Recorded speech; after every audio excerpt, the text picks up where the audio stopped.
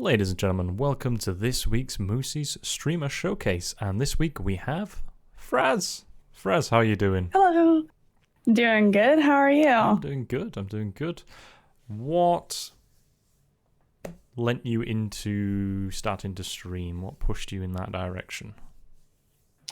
Well, I started on YouTube actually several years ago and was kind of just doing some content creation there and editing videos and things of that nature. And that kind of fell off. And I started watching some streamers post collegiate. And I just thought, oh, this could be something that would be fun.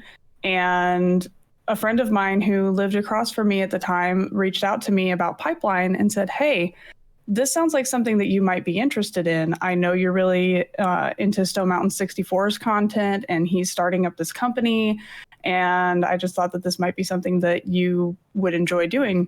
So I looked into it, and pretty much within like a couple of weeks after doing some research and talking back and forth with him, I decided to pull the trigger and just joined in Pipeline, and it's kind of been, the rest is kind of history. Great. What do you do outside of streaming? Like not necessarily a job, but what is your main focus in life? Well, currently unemployed, but I am working on trying to find, I have a degree in information systems. So working on trying to find a career job in that, as well as just some other like content creation things. I'm spinning up a DnD YouTube video series, and I need to get back on editing that because it's kind of lagging behind. But yeah, just mostly content stuff right now. I've got a kiddo, and she is the light of my life, Mini Fraz. She's just turned 7. So yeah. Busy person. Great, yeah. Plenty of stuff to keep you busy. And it's always easy to kind of put editing on the back burner. Yeah, for sure. It'd be nice if your mind just made it happen, but you've got to watch through all of your content and edit it. Yeah. No, that's I have gotten faster, but still not quite to the point where I'm just like, yeah, I can whip out a video in an hour. Yeah, no. I mean, you've still got to watch back your content somewhat, so there is going to be time. Yeah. It's like these. For sure. I can make these fairly quickly, but I still got to watch the entire thing to make sure I don't clip the wrong thing. But okay, what kind of streamer would you describe yourself as? Well, I'm definitely a variety streamer, but the main focus of my channel is storytelling. I don't necessarily lean towards one particular game type or another, but I'm looking for games that I can tell a story, or I can dive into the lore, because that's what really suckers me into games. So World of Warcraft is a big one for me. Dragon Age I'm eventually going to get into because I am obsessed with that game and all of the lore. But I'm trying to build a community around storytelling. So I enjoy sharing stories of myself. I will eventually be bringing in some other folks to kind of share stories in, some context or another, whether it be, from their player characters in a Dungeons and Dragons campaign, or just talking about life and how we get through. And I want it to be a safe space for people to come in and know that they can talk about stuff, and that I'm also very open with some things that are going on in my life, and just so that people know that they can come here and have their story heard. And yeah. Great. All right. You say you like games with lore and a story, and you like telling stories. So in your mind, what game or game series has the best lore for you? Oh, that's a hard one. I think that as far as nostalgia goes, it has to be World of Warcraft, because that was the first game that really, I discovered my love of story and how it can be told through games. But my favorite story so far is definitely the Dragon Age campaigns. I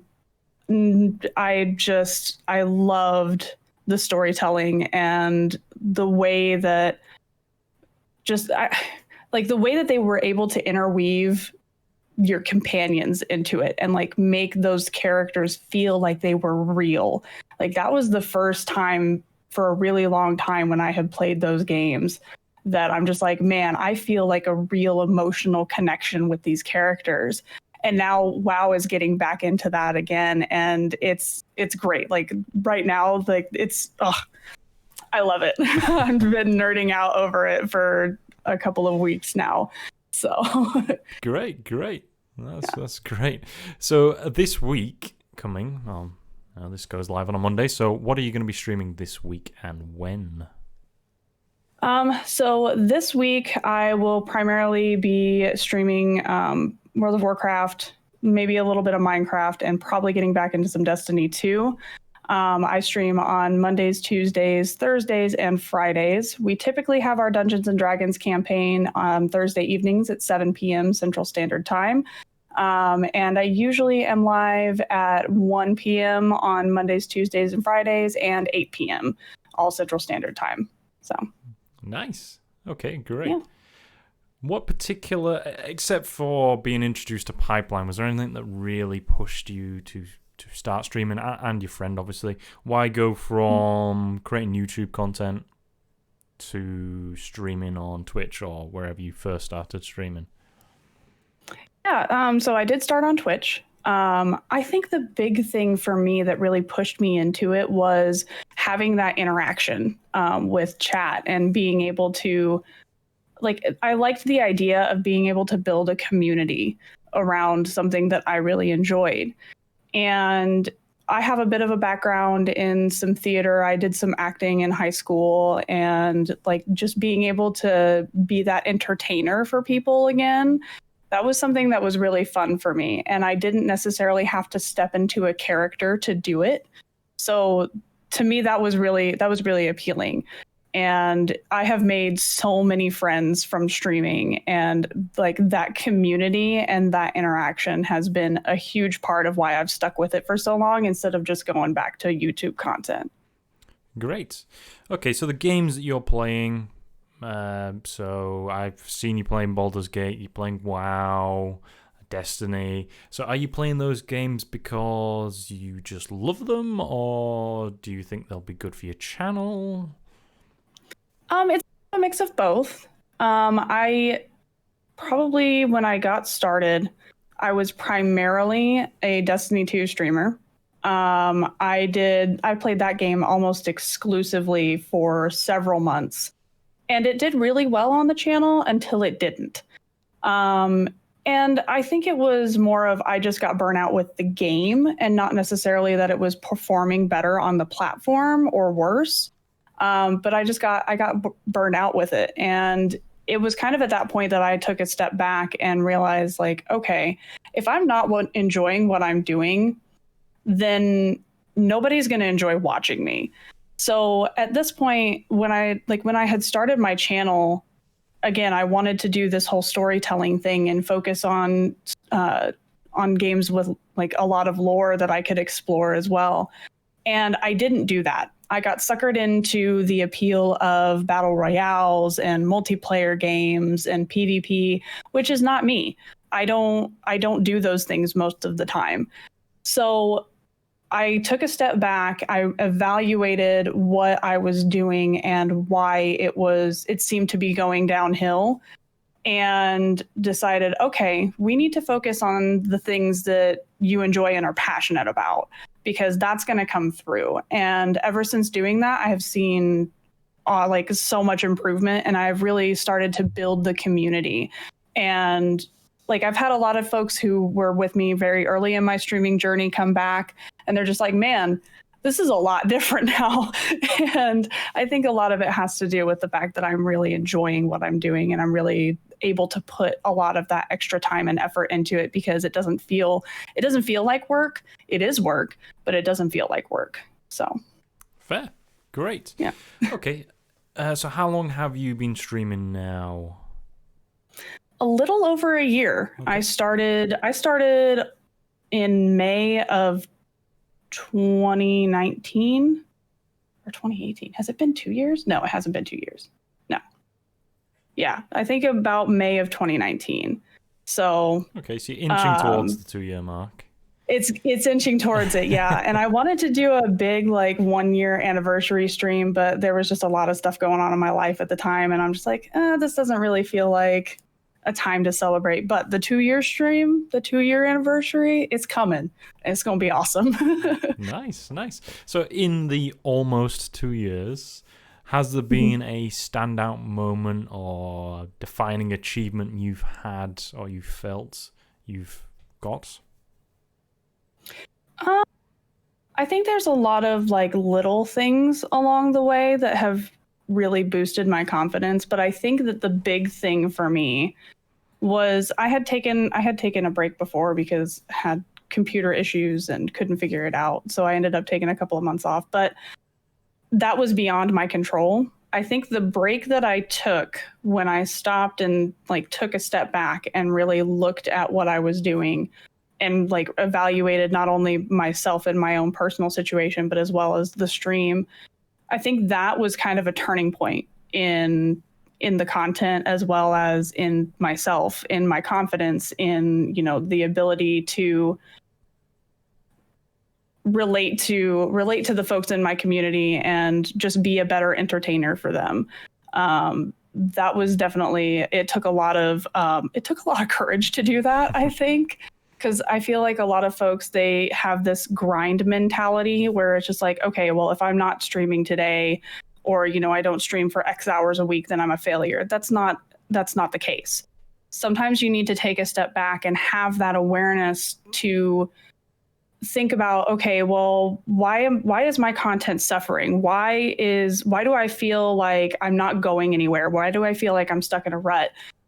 It might just be that you're burnt out on what you're doing, or it might just be that, you know, maybe you needed to take a shift in mentality and change up the way that you think about yourself, as well as think about how you're going to approach your content. So I think that voluntarily taking that time off and evaluating those things was definitely an achievement for myself in growth, as well as for my channel, because it seems to have really been on an uptick ever since I did that. So you've recently finished a 12-hour stream. Was that the first time you've done a 12-hour stream? It was the first time I've planned a 12-hour stream. We'll put it that way. I think I streamed Sea of Thieves for almost like 20 hours at one point, like a long time ago. Wow. But yeah, that was the first one that I had planned, and it was a lot of fun. I had a ton of fun. I could not talk the next morning from all of the marbles racing we did. But yeah, it was a lot of fun. That's good. Did it teach you anything? Did you learn anything from that 12-hour experience, or was it just fun? I think that it's important to remember that if you're doing a long stream, you need to schedule in some breaks. And you need to be able to be comfortable with, you know,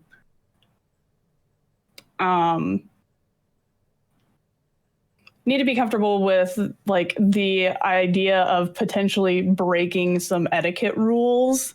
Like I ate on stream. I don't like doing that, but I made sure that I was in like the small camera so that it wasn't just like me like gobbling up my food and hello microphone, how are you?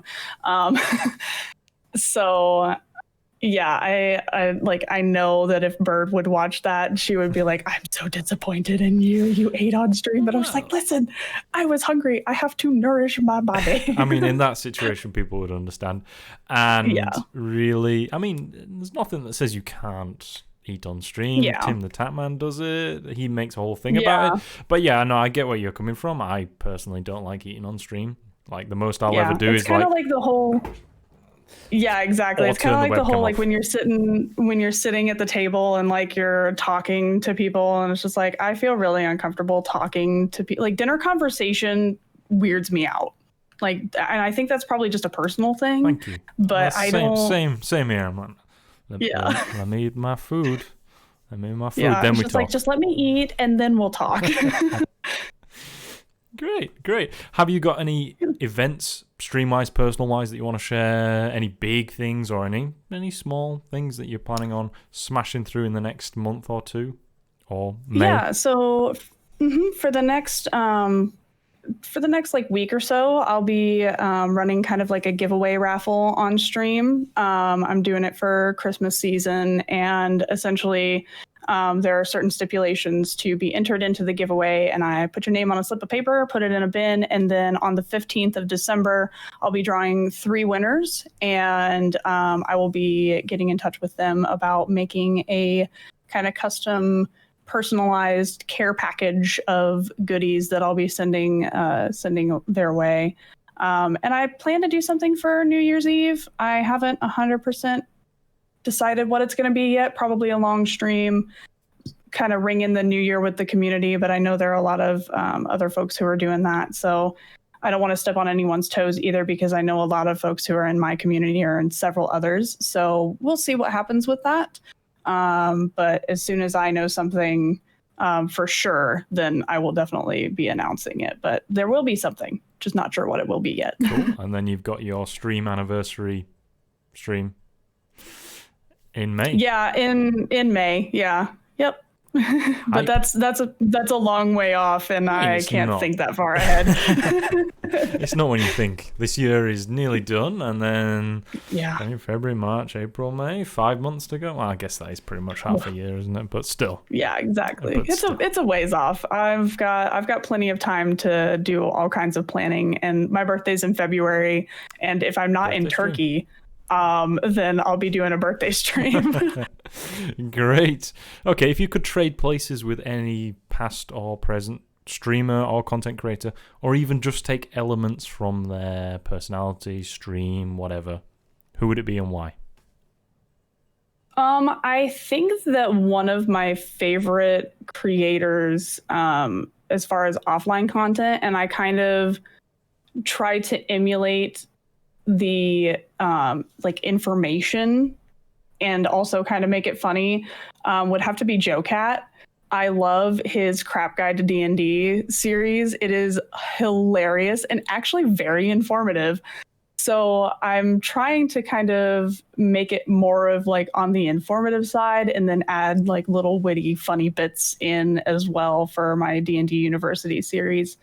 So that would be one, but also like can I just say the entire cast of Critical Role, because they're all such amazing human beings, and I adore them, and I love their, like, even though they have like this massive following, and they're all celebrities in their own right. Like Sam Riegel has like 2 Emmys under his belt, and they're all very accomplished voice actors. Marisha Ray has produced a ton of stuff, and they are just the most humble and like full of gratitude people that I have ever like encountered.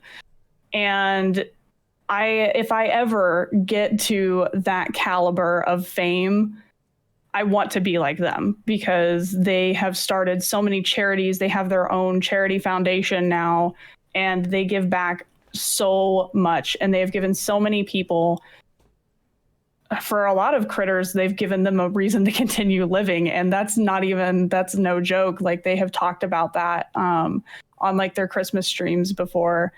So it's a lot, and if I ever get to that point where I have that kind of fame and that kind of responsibility, because I feel that fame comes with a lot of responsibility, I hope to be like them.